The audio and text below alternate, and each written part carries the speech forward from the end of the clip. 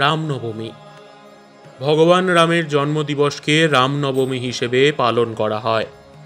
চৈত্র নবরাত্রির নবম দিনে বা নবমীতে রামের জন্ম হয়েছিল, তাই এই দিনটি রামনবমী হিসেবে পালিত হয়। শুক্লপক্ষের নবমী তিথিকে পবিত্র তিথিগুলির মধ্যে একটি হিসেবে বিবেচনা করা হয়। ভগবান রামের জন্মদিনের উৎসব সারা ভারত জুড়ে দেখা যায়। চৈত্র মাসের শুক্লপক্ষের নবমী তিথিতে রামনবমী পালন করা হয়।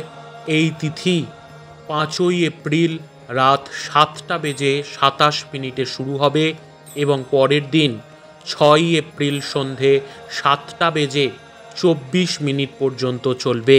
এই সময় রামের ভক্তরা শ্রীরামের আশীর্বাদ পেতে রামচরিতমানস পাঠ করেন।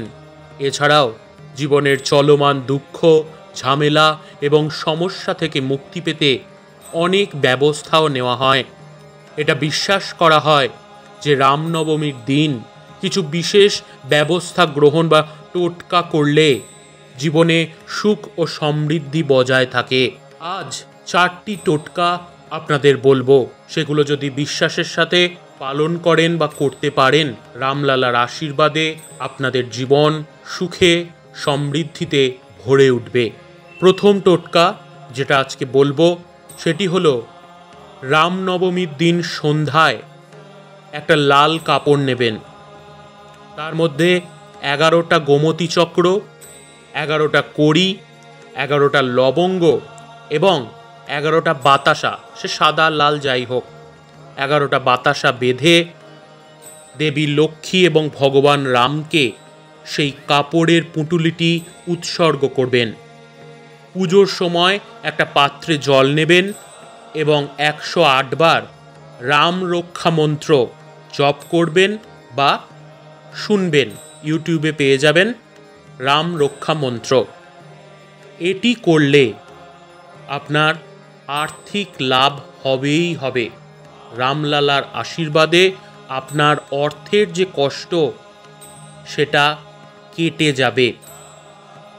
দ্বিতীয় টোটকা যেটা আজকে দেব, যদি সংসারে বা পরিবারে রোগ ভোগ ছাড়তে চাইছে না, পরিবারের আপনজনদের রোগ ভোগে তারা খুবই কষ্ট পাচ্ছেন, সেই সব ক্ষেত্রে যে টোটকা আজকে দেব খুবই সরল সাধারণ টোটকা। টোটকাটি হলো, রামনবমীর সন্ধ্যায় হনুমান মন্দিরে যাবেন এবং হনুমান চালিসা পাঠ করবেন। এটা করলে আপনার পরিবারের বা আপনার রোগ মুক্তি হবেই হবে। হনুমানজি বজরংবলীর আশীর্বাদে, রামলালার আশীর্বাদে আপনার পরিবারের ওপর থেকে রোগ জ্বালার যে ঝড় বইছে সেটি কেটে যাবে। তৃতীয় টোটকা যেটি দেব সেটি হলো, রামনবমীর দিন রাম, সীতা এবং হনুমানজি একসঙ্গে রয়েছে এমন একটি ছবি বা মূর্তি বাড়িতে স্থাপন করবেন এবং তাতে কমলা রঙের সিঁদুর, অর্থাৎ আমরা যেটা মেটে সিঁদুর বলি, এবং লাল বা কমলা রঙের ওড়না অর্পণ করবেন। যদি বাড়িতে সম্ভব না হয় তাহলে কোনো মন্দিরে গিয়েও কাজটি করতে পারেন। দেখবেন পরিবারের সুখ সমৃদ্ধি বজায় থাকবে এবং ধীরে ধীরে বাড়তে থাকবে।